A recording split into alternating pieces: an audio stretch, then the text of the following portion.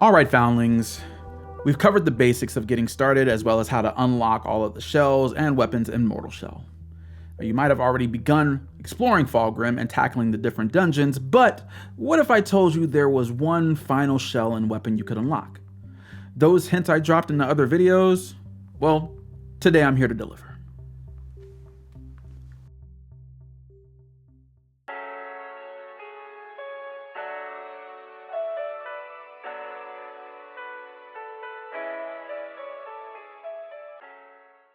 Yo, Havoc Nation has arrived. What's going on, everybody? Lost Angel of Havoc here, aka Leitato, the one and only High Priest of the congregation. Welcome back to another installment of Leitato Clips, where we've got a little bit of everything.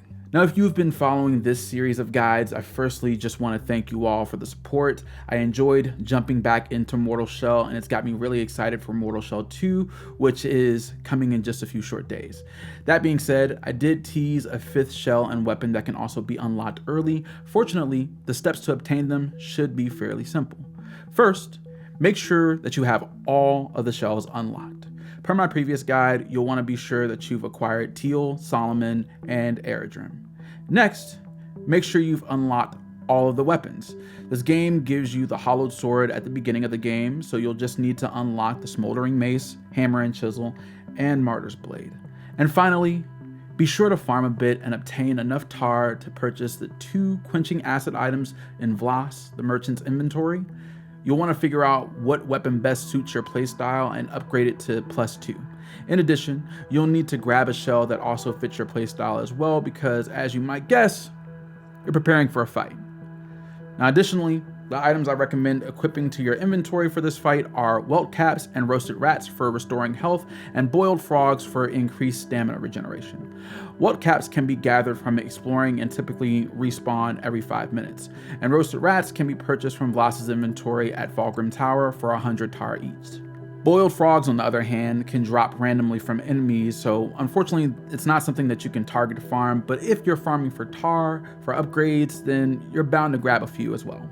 Now, once you're ready, approach the new figure in Fulgrim Tower sitting aside the weapon wall.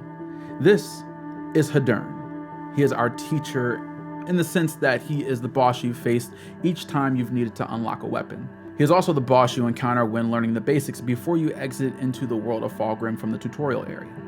Next to him is his weapon, the Axatana. Both are unlockable, and to do so, you only need to defeat him. Interacting with him will take you to his boss arena. It's one of the toughest fights in my opinion, especially if you're doing this early, but not at all impossible to overcome. The fight has 2 phases.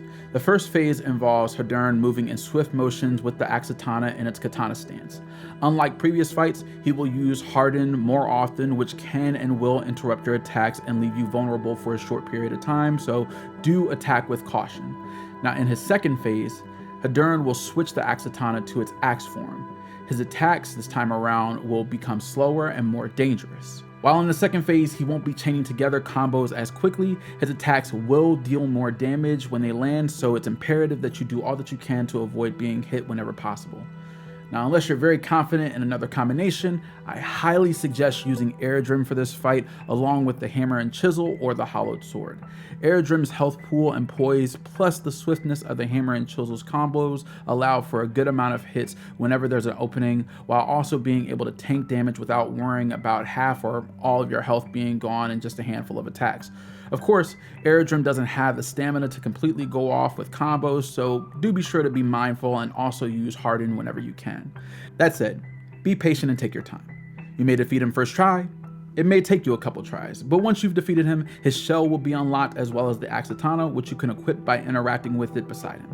His spirit will also act as a vendor that holds the effigies for Hadern, as well as the Wanderer's Cowl, which is the unlimited use item allowing you to equip the Axatana on the fly. There's also the clockwork loot that you can purchase from him as well. With that being said, we have arrived at the end of the video, and my foundlings, you have unlocked all 5 shells and all 5 weapons in Mortal Shell. All that's left to do now is to explore and tackle the world of Fulgrim. Set yourself to the task, and if you've made it this far, please comment what your favorite shell and or weapon is. And if you're looking forward to Mortal Shell 2, tell me in the comments what you're looking forward to the most in that game. If you enjoyed this video or found it helpful in any way, please do me a favor and give it a thumbs up. It might seem like a little bit, but it does go a long way in terms of helping the channel grow, and I really appreciate it. And if you want to see more content like this, do be sure to hit the subscribe button and turn on notifications so you won't miss the next video. Once again, my name is Lost Angel of Havoc. Thank you for watching Laytato Clips. We will see you next time, friends. Same lay time, same lay channel.